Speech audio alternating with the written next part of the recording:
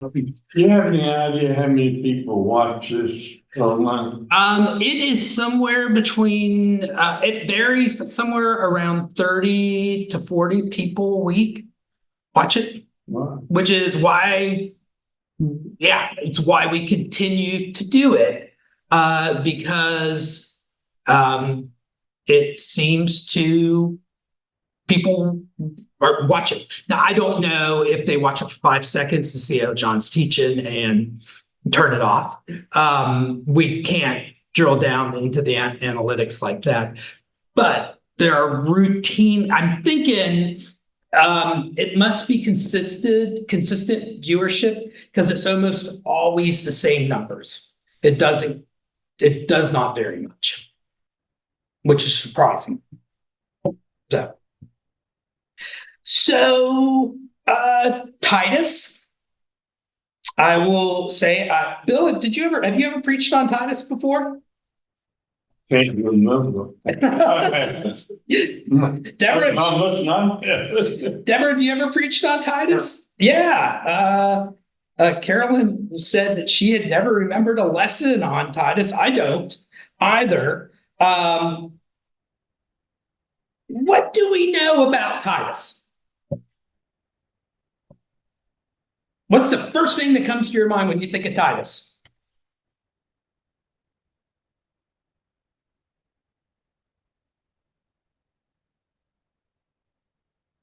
So, sort of talking about it, Carol and I don't know if we had anything very wise to say, but I would put it that he was Paul's administrative assistant.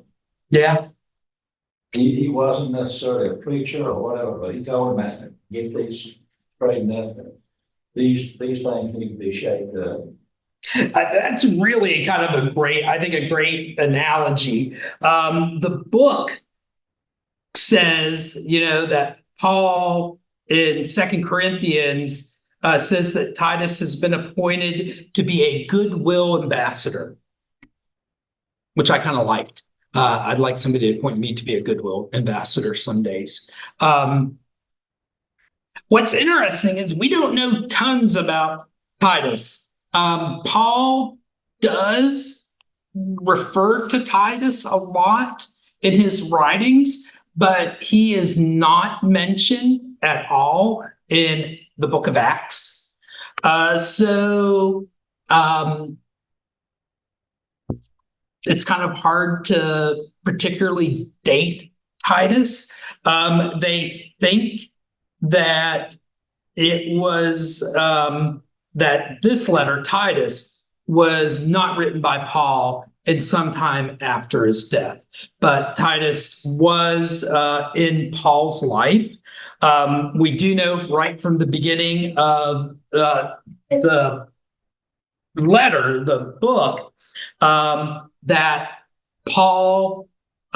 Titus must have been traveling with Paul, though it's never mentioned, because he says, I'm going to leave you in Crete. And your job is to organize the elders, the leaders in the church, in all the towns in Crete. So Titus ever mentioned anywhere except Crete? Yeah, Paul mentions him. I know in 2 Corinthians and some other places, but he's not mentioned in Acts when Paul's kind of doing all of his journeys, which is curious why he got left out up there. So, the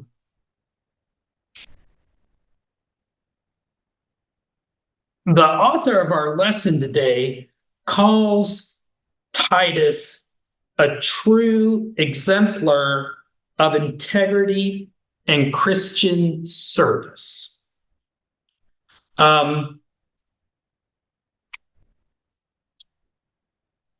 The scripture I want to focus, we had a lot of Titus this morning, but the scripture particularly that I want us to think about is Titus 2:11-3.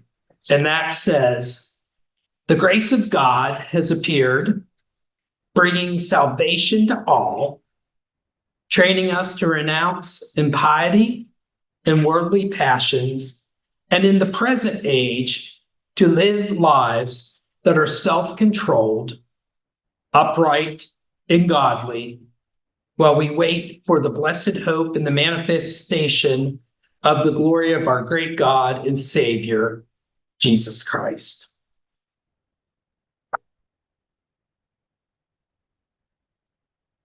So why do you think the author of our lesson book calls Titus a true exemplar of integrity and Christian service?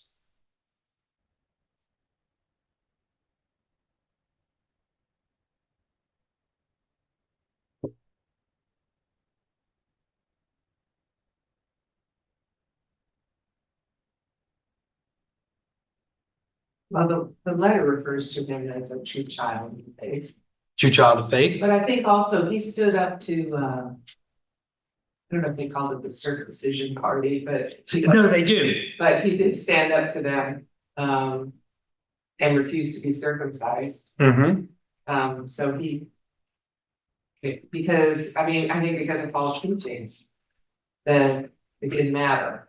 Mhm. Jesus Christ. It seemed to be, from what I read here and there, that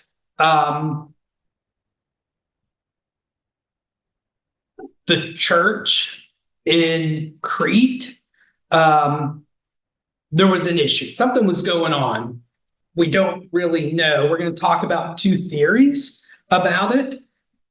But whatever, Titus was appointed as this goodwill ambassador to kind of move the church along.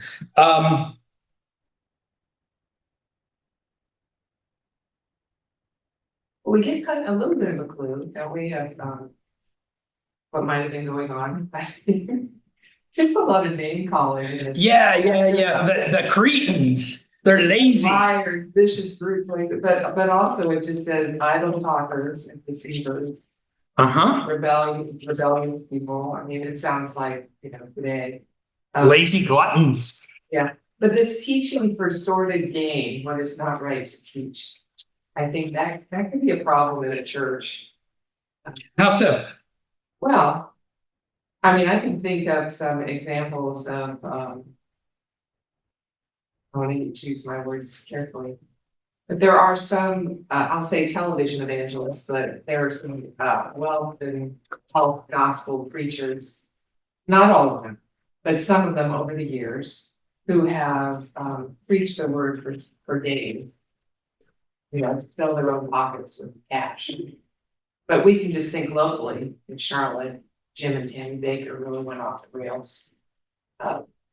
Teaching. I always forget they were here. Yeah, oh yeah, for sordid gain. And there is that temptation. And you see some, they're mainly non-denominational pastors, but it doesn't have to be, who can get caught up in the power of it all. And can start buying jets and limousines and all those sorts of things. I mean, we didn't take a vow of poverty, but sordid gain, what is not right to teach, because there are some teachers that aren't teaching what's right to teach. What's interesting, and I'm gonna jump down my lesson because this is I'm interested in this question. Regardless of kind of what's going on in the church that Titus is dealing with, there are repeated admonitions about Christian behavior, about how we're supposed to behave. And we'll come back to kind of what he says about that, because there must have been some kind of huge temptations that are swirling in the church. So they give us a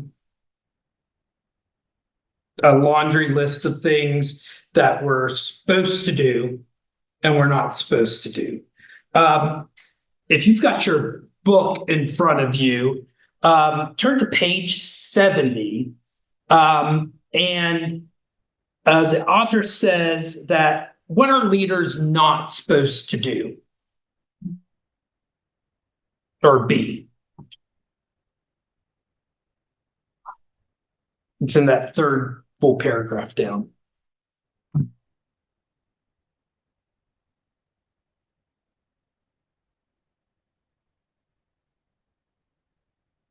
Anybody see it? 73rd paragraph? Or second one, two, What no. we're not to be. Yeah, what aren't you supposed to be? Leaders. Not supposed to be arrogant, quick-tempered, violent, greedy. But leaders must be hospitable, lovers of goodness, upright, and selfish, sexually self-controlled. So Titus is clearly laying out kind of this moral and ethical boundaries for leaders in the church. I'm curious from your comment, Deborah,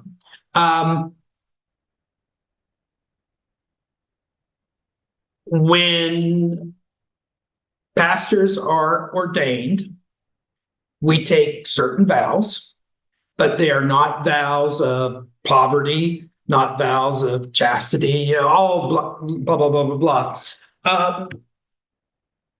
Should clergy, pastors, those who are ordained, be held to a higher moral and ethical standard than everybody else in the world? Why or why not? I think we do it, we do hold them to a higher level. Just naturally, we do it because of who they are. I don't think that there's any great explanation behind why.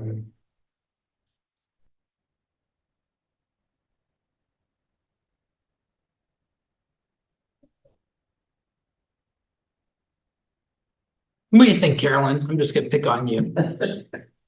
Oh, no. I guess actually we're all held to the same standard and we all have the same forgiveness granted to us when we fail. But as a culture, I think we do hold our spiritual leaders to a pretty high standard. Since they preach, they are responsible to practice what they preach. I would agree with you. For me personally, and Deborah, I'd be interested in you weighing in. I work really hard to make my actions and words as congruent as they can be.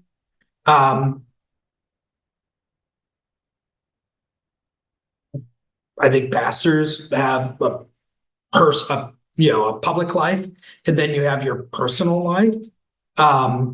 But I don't think that gives you, the ability to do whatever you want to behind closed doors. So I don't know. I mean, it's a hard question. What do you think, Deborah? Well, I mean, I'm trying to remember the scripture text, but we are held to a higher standard by God because we teach and we preach. I've always kept that in my mind. Yeah. It's God's expectation more than people's expectation. So that's always made me pause, particularly in what I teach, what I preach, and also how I act or how I care for people. I think that's something that God is maybe noticing more than people around me are. And I mean, I'm no saint other than we're all saints. because we're followers of Jesus, but I think it is important that your private life and your public life are congruent. Of course, you know, when you have a family or family members or very close friends, I mean, there are ways you are at home. Because I mean, let's just face it, as a pastor, there's some hard days. So when you come home and you feel like, I don't know what I'm gonna do with those people. I mean, you might say that to your family. You didn't say which people. You just said, but I wouldn't do that at church with the congregation, because I wouldn't want to hurt them. But there are frustrations and things. You have to have some place to lay that out before God and perhaps a caring person in your life to give you perspective. But I think in terms of behavior and your choices, like you said, making sure that they're congruent. So it's not just do what I say, not what I do, but in fact, what you do and what you say match up. I think that's very important. Just, well, one for your own sake, whoever you are. To the three of you who are ordained, if you were sitting on a plane and someone sat down next to you and seemed to want to start a conversation, and they said, "What do you do?" And you say, "I'm a minister in the Presbyterian Church." If you said, "I'm a minister in the Presbyterian Church," or "I'm a minister," whether you indicated church or not, would that tend to change the conversation for the other person? Oh, yeah. 100%. Oh, yeah. You either get somebody, in my opinion, somebody that completely shuts down or just takes that and goes off. Oh, You know, I will, you know, I will be honest that when sometimes I get asked that question, I kind of, maybe not, I don't lie, but I don't always come straight out and say what I do. Depending if, you know, sometimes I just don't want to deal with it. I don't want to talk. I don't want to deal with especially it. on a plane, I think. But you know, there's two things that happen to me. One, either strangers just open up, they don't know who I am. They just open up to me and they share all this stuff that's happening in their lives. And I'm like, okay. And or they ask what I do, and it just depends. A lot of times I have said, well, I work in pastoral care and I work with older adults. And they go, oh. That's nice. And that is partly what I do. That's true. But it, you know, if I'm not on, it just, a plane is a whole other thing. Because when I'm on a plane, it's usually a long flight and I don't want to talk to anybody. So I'll be honest. Get you there. Yeah, but yeah, I mean, that's right. I just pray a lot and hope we can make it. But no, if someone asks me what I do, I just tell them. But it's interesting, different people's reactions. I wouldn't call myself an artist, but I enjoy painting and I've taken art classes. And I was just having a wonderful time in this art class at the Mint. And someone next to me after several weeks said, so what kind of work do you do? And I thought, oh no, this is gonna ruin it. When I say I'm a minister, because these were all very kind of eclectic, interesting, non-Christian people. And I said, well, I'm a Presbyterian minister. And this artist next to me said, oh, that's great. And then just kept drawing. It wasn't like, oh no, I'm gonna be judged, or oh no, you know, because it's negative usually, people's reactions to pastors. That's why I always say Presbyterian minister, because that kind of helps a little bit describe what who you are. But I think I don't hide who I am. No. But here's the thing, I think God, I can't speak for the other two clergy here, but I think God brings people to us in the most unlikely places sometimes. And I'll think, my whole family will go, what was that? When I travel with my family, they'll go, what was that? When my kids were young, especially, because someone would just come up and just just out of the blue. Just say something or ask for a prayer and they didn't know who I was. So, God you have to just pay attention to what God might be doing around you. But hey, we're human beings. There's times where it's just like, look, I just want to be a regular person in the grocery store. Or just a happy person. And yet, I don't feel that way every day. Um, Um, And I think that's part of the question about should pastors be held to a higher standard. I mean, we are all people, but I was flipping through Facebook videos, and somebody had made a video on, and I got kind of intrigued. It was, who are the 10 worst scandals of pastors in the United States? And I was intrigued to see who was on the list. And what I missed, I knew like half of them.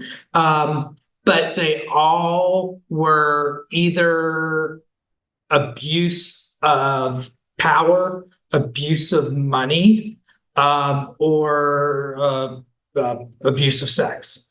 And it was curious. One of the people, no need to name, but got married, got caught having an affair, publicly asked for forgiveness, and I've sinned against God and you.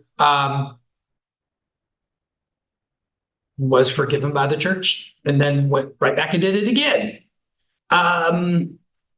That's hard. That's hard for me as a pastor, because I do think we are held by God and by what we do to be a little bit better.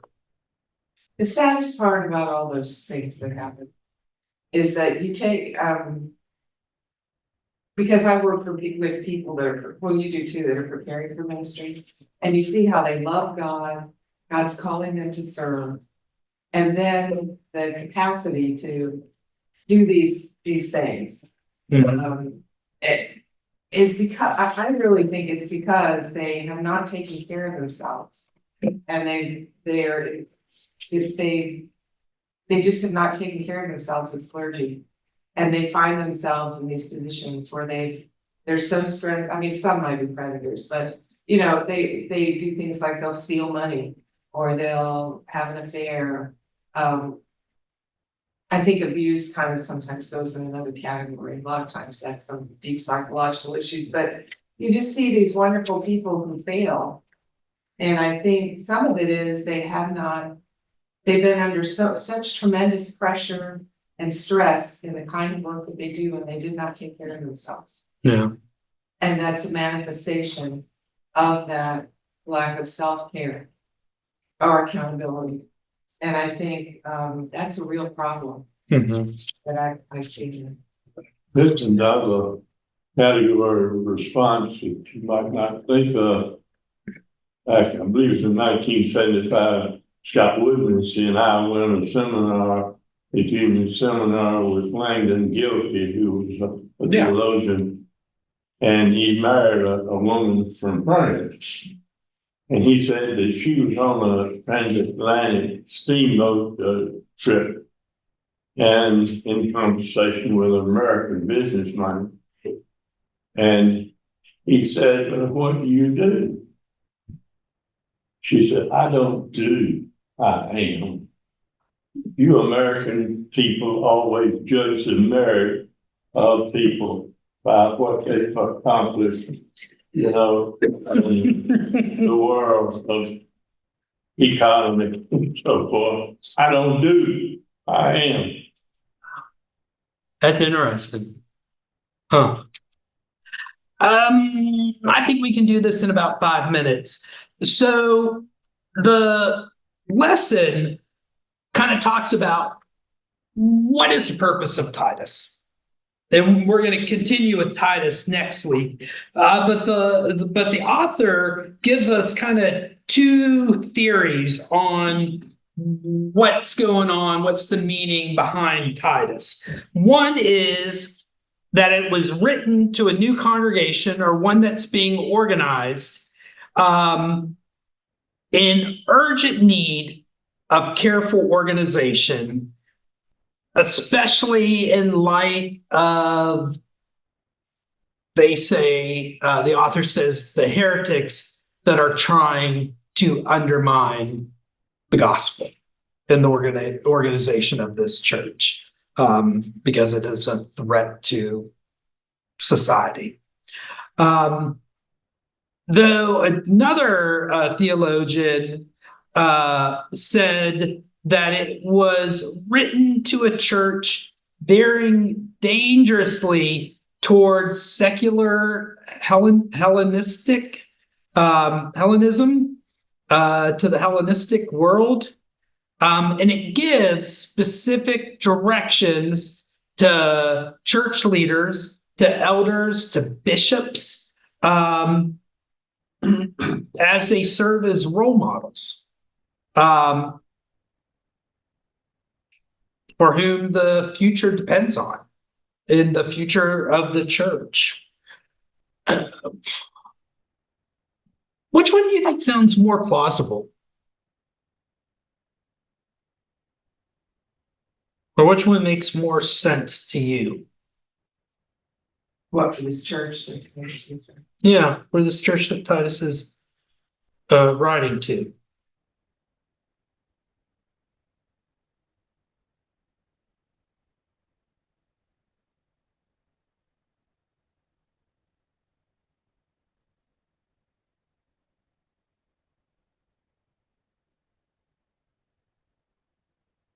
It seems after reading Titus, it feels like it's really kind of a combination of both of those. It's not one or another, because clearly Titus is given instructions to appoint leaders and elders. So clearly, if he's doing that, he's going to have some clear expectation on what those qualities are.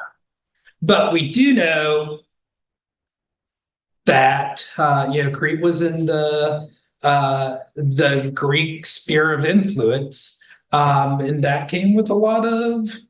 But isn't that true? I mean, that's true today.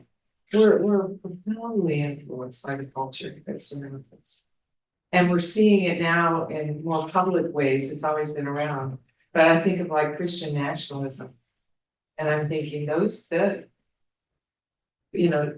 about power. It's not focused on Jesus Christ, but it's a distortion of the gospel. I mean, we find that in churches all the time, and particularly in an election year, we find good Christian people name calling, getting angry with each other, just over an election, and just behaviors that are really not worthy of the gospel. So we're all influenced. I mean, it's not just some people. We're all influenced by the culture we're in, for better or for worse. And sometimes the culture is more kind and compassionate than we are as a church. So it might be nice if we were influenced by that. By that a little bit more. But as a church, as Christians, we should,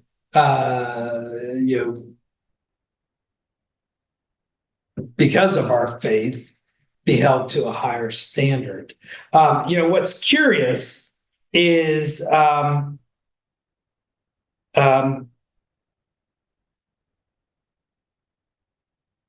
I just completely lost what I was going to say.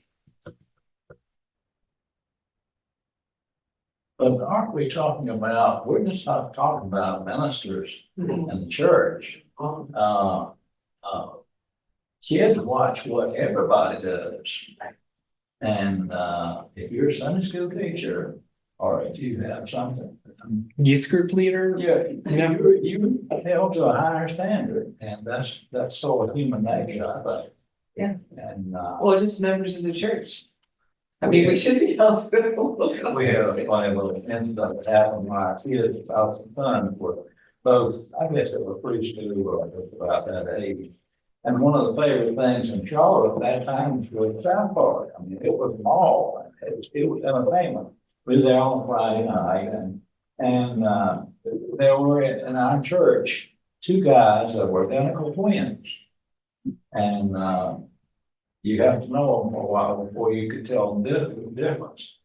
And so, the boys were out, around and they said, one of the guys was involved in the church and the other one wasn't involved at that time. But anyway, he ran back to us and he said, we saw Mr. Hyatt and he had another woman with him. And that Roy Bell, he'd been working, I mean, he'd been their RA counselor, we call it, and that didn't sit well with him. He had a question about that. I can remember when I was third, fourth grade. Yeah, I lived in a small town, so I lived next to one of my teachers. My grandparents who lived a block away lived next to another teacher. And I remember one teacher coming into our classroom and speaking to our teacher. It was both males, and him going to the closet or getting his coat, and I saw him get a pack of cigarettes and hand it to him. And I mean, it's that same thing. I can remember that. That was probably 1974, 75. But I knew both of them because they were neighbors. And it was different. We've got to go because I'm liturgist. The one question I want us to think about, I'm going to start with this question next week.